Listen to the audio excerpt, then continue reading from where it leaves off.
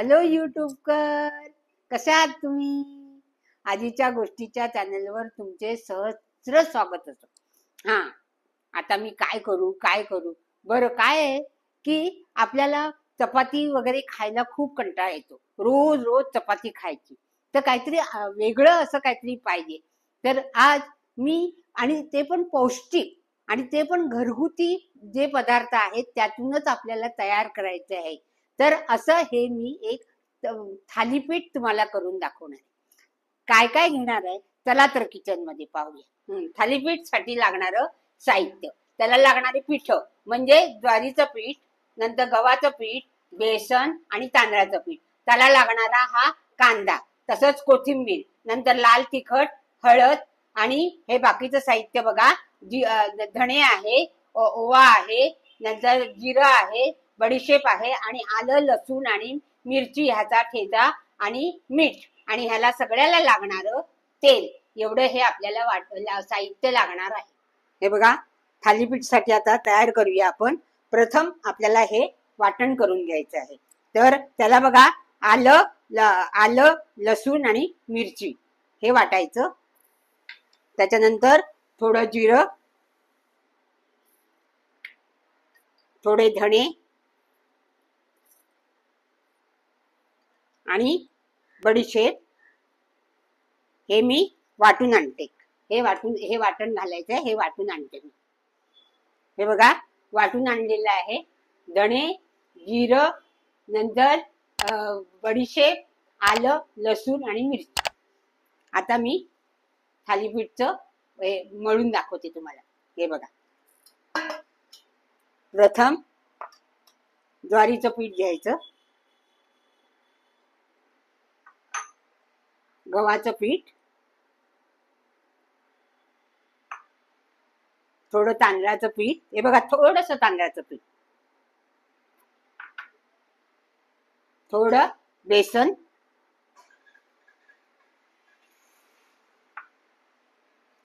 त्याला लागणारं हळद,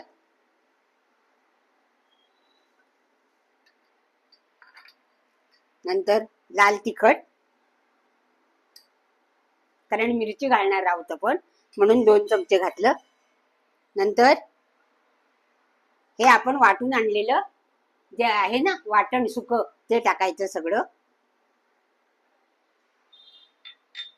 कांदा,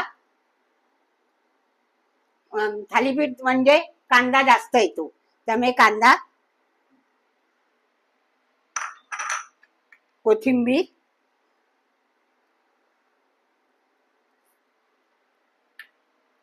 आणि ओवा जरा चोळून टाकायचा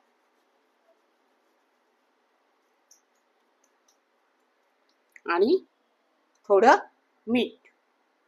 हे बघा, आणि हे सगळं मिक्स करायचं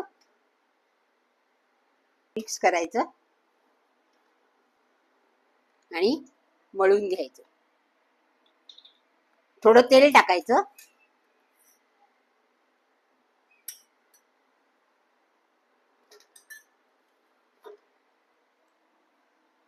आणि मळून घ्यायचं. हे आपलं थालीपीठचं पीठ तयार झालं.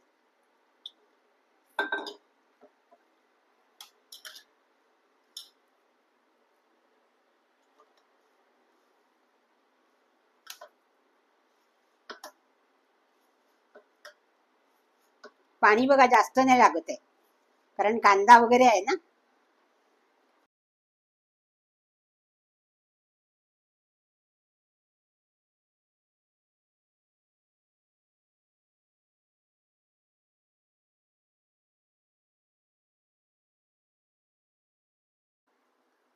थोडस तेल घालूया म्हणजे आपलं हे पीठ तयार झालं.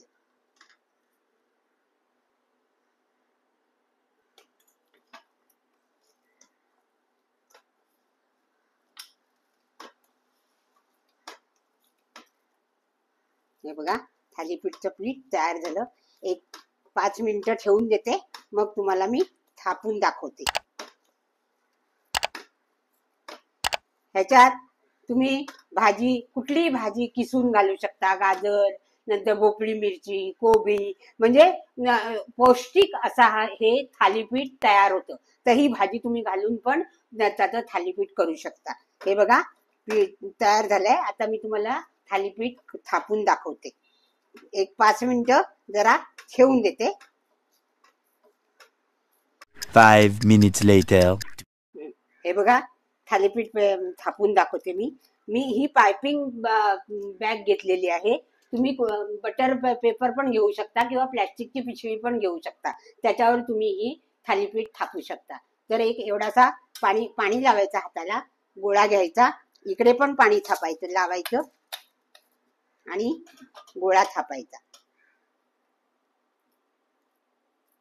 जितका तुम्हाला हवा असेल, लहान मोठा. बघा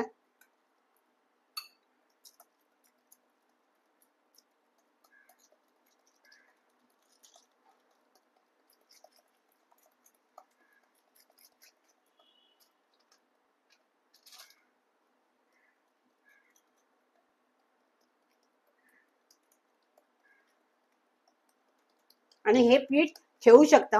म्हणजे एका डब्यात घालून ठेवू शकतो. आपल्याला आणखीन 2-4 दिवसांनी पण करू शकतो आपण. हे बघा किती पातळ पाहिजे तेवढं थापायचं आणि असे गोळे करायचे.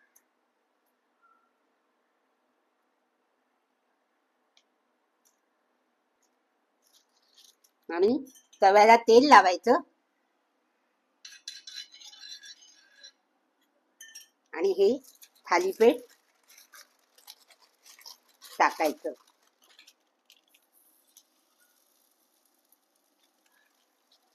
तोपर्यंत दुसरं थालीपीठ थापून दाखवते.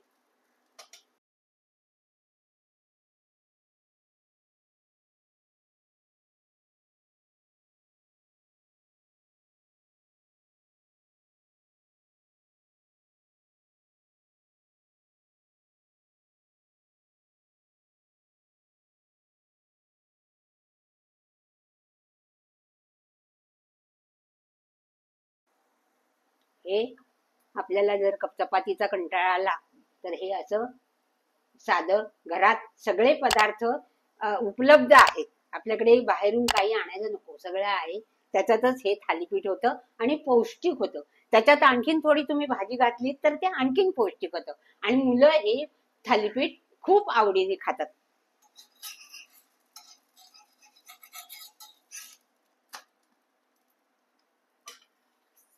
थोडा गॅस मोठा करते हा.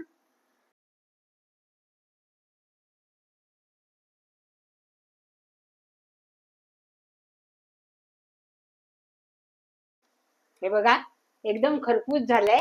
कलर बघा किती छान आलाय. हे बघा झालंय. काढून ठेवते. हे दुसरं घालते आणि हे बाकीचं पीठ मी ठेवून देणार आहे. म्हणजे अजून 2 दिवसांनी पण हे थालीपीठ करू शकतो, खराब होत नाही. म्हणजे आयत्या वेळेला हे करून ठेवलेलं असेल तर आपल्याला हे आयत्या वेळेला लगेच मिळतं. हे बघा